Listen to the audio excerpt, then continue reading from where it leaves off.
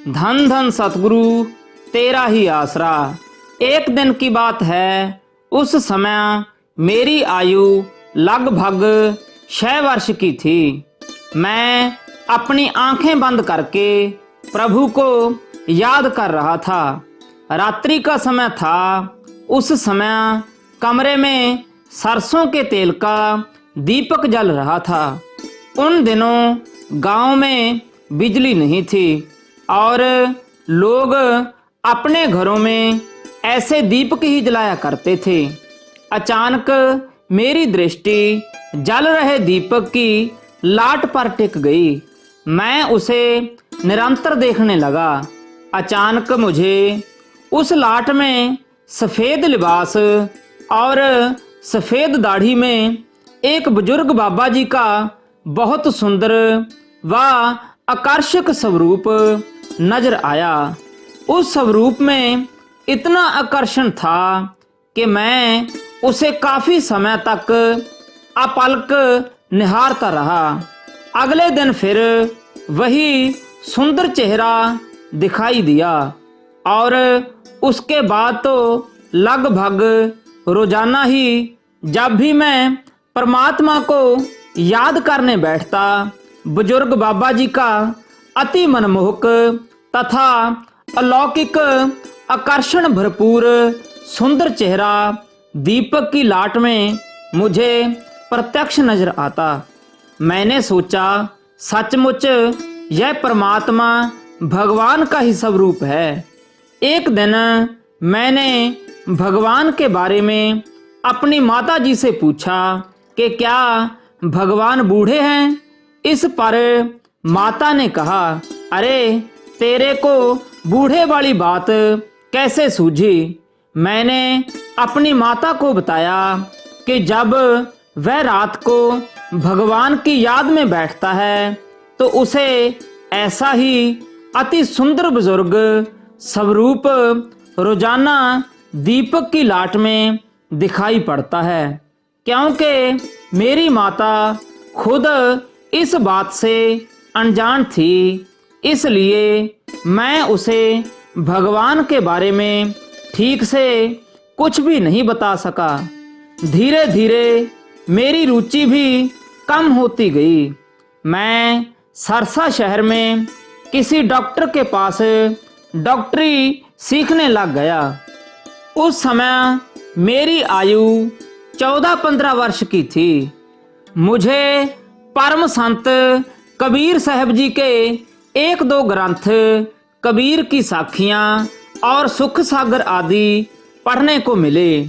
उसके बाद मेरा झुकाव कबीर पंथियों की तरफ हो गया। एक दिन मैं अपने पिछले गांव गुड़िया खेड़ा में किसी मरीज को देखने के लिए अपनी दुकान से निकला। मैं साइकिल पर सवार था। जब मैं डेरा सच्चा सौदा दरबार के पास से गुजरने लगा तो अचानक मेरे मन में यह विचार आया कि अगर कबीर साहब वाली ताकत यहाँ सच्चा सौदा में है तो मुझे वह अपनी ताकत का कोई करिश्मा दिखाए। मैंने अपना आगे जाने का विचार छोड़कर यहीं सच्चा सौदा में ही रह जाने का विचार किया। डेरा सच्चा सौदा दरबार का मेन गेट उस समय पूर्व दिशा की तरफ था और आने जाने का आम रास्ता भी उधर गेट के पास से निकलता था। गेट के बाहर पानी पीने के लिए टूटियां लगी हुई थी। वह पहले भी कई बार दरबार के आगे से गुजर चुका था, परंतु डेरे की तरफ कभी सीधा मुंह ही नहीं किया था। अंदर दाखिल होने की बात तो दूर रही। उस दिन वह विचार मेरे मन में कैसे और क्यों आया, यह तो पूज्य सतगुरु बाबा जी ही जानते हैं। अचानक मुझे किसी बच्चे की आवाज सुनाई दी, बाबूजी पानी पीकर जाना, बहुत ठंडा पानी है, आपने दूर जाना है। यह सुनकर मैं हैरान हो गया। देखा तो टूटियों के पास मेरी ही आयु 13-14 वर्ष का एक लड़का खड़ा था। मैं एकदम साइकिल से उतर गया और पानी पीने के लिए टूटियों के पास पहुंच गया। लेकिन मैं बच्चे की इस बात से बहुत ही हैरान था कि इस बच्चे को मेरे दूर जाने के बारे में कैसे पता है। जब मैं पानी पीने के लिए टूटी के पास पहुंचा और उसने टूटी खोल दी तो पानी नीचे गिरने लगा। मैंने यह सोचकर हाथ टूटी से पीछे हटा दिया कि हो सकता है कि यह लड़का छोटी बिरादरी में से हो, वह महाजन होकर इसके हाथ का पानी नहीं पिएगा। बच्चा टूटी बंद करके पीछे हट गया। जब मैंने अपने हाथ से टूटी खोलकर अपना मुंह नीचे किया तो पानी की एक बूंद भी नहीं आई। फिर मैं हैरान हो गया कि अभी अभी तो टूटी में पूरा पानी आ रहा था और अब बूंद भी नहीं टपकी। इस पर लड़के ने कहा, बाबूजी आप पानी पिए, मैं टूटी खोलता हूँ। यह कहकर जब उसने टूटी खोली तो पानी पहले की तरह पूरा चलने लगा, परंतु मैंने लड़के को पीछे हटा दिया और टूटी को अपने हाथ से खोलकर पानी पीना चाहा, परंतु टूटी में से पानी फिर भी नहीं आया। जब वह लड़का अपने हाथों से टूटी खोले तो पानी पूरे जोर से आए और जब मैं अपने हाथ से खोलूं तो पानी बिल्कुल बंद हो जाया करे।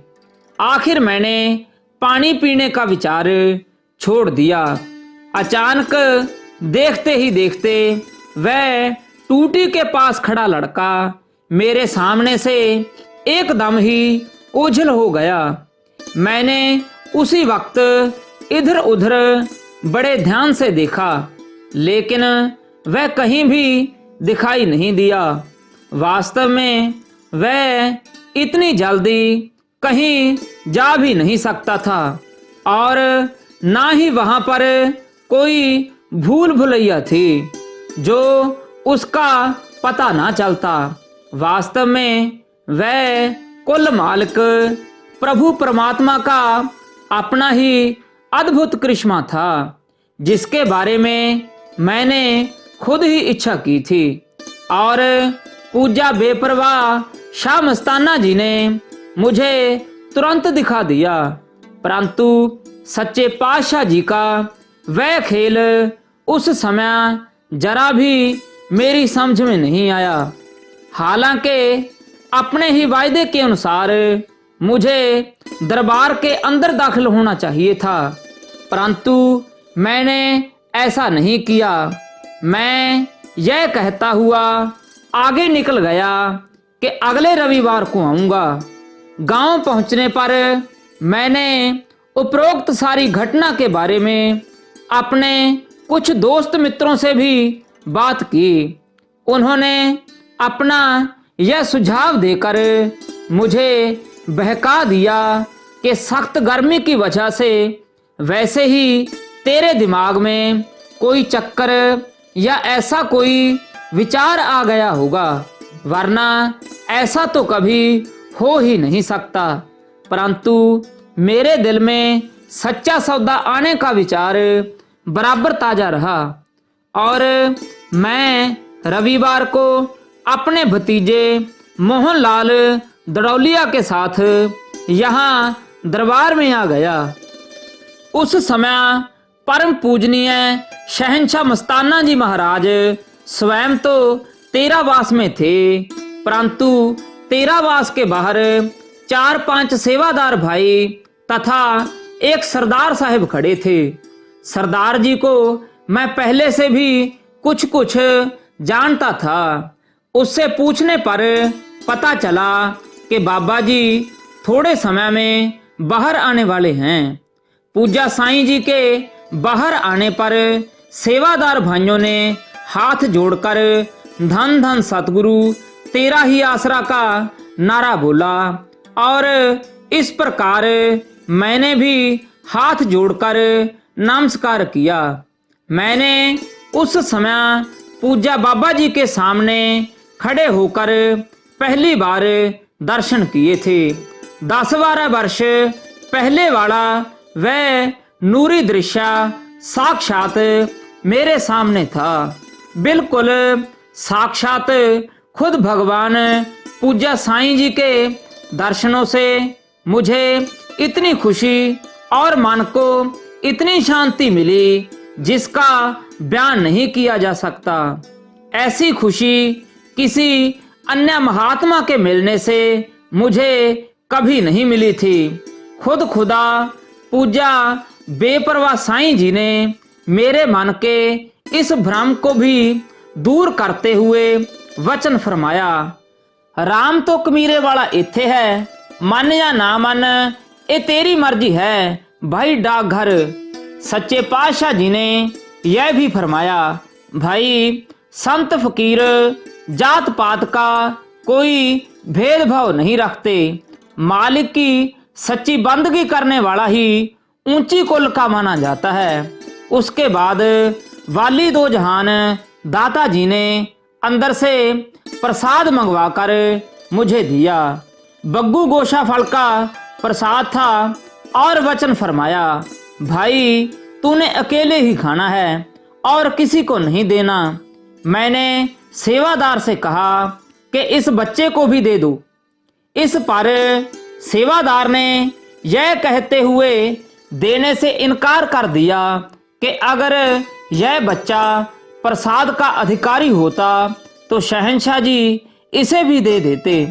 उसके बाद वो शहंशाही पवित्र कर कमलों का प्रसाद मैंने खुद खा लिया और बच्चे को वही फल शहर से खरीद कर खाने को दे दिया। सतगुरु सच्चे पातशाह जी की रहमत से मेरी सब शंकाएं दूर हो चुकी थीं। मैंने मन में यह पक्का निश्चय कर लिया कि परम पूजनीय बेपरवाह शाह मस्ताना जी महाराज स्वयं सर्व सामर्थ खुद खुदा हैं। अब माहवारी सत्संग पर नाम शब्द के लिए अवश्य प्रार्थना करूंगा और इस प्रकार मुझे उसी माहवारी सत्संग पर ही नाम की दात प्राप्त हो गई। डेरा सच्चा सौदा ही कुल मालिक प्रभु का सच्चा दरबार है। धन धन सतगुरु तेरा ही आसरा।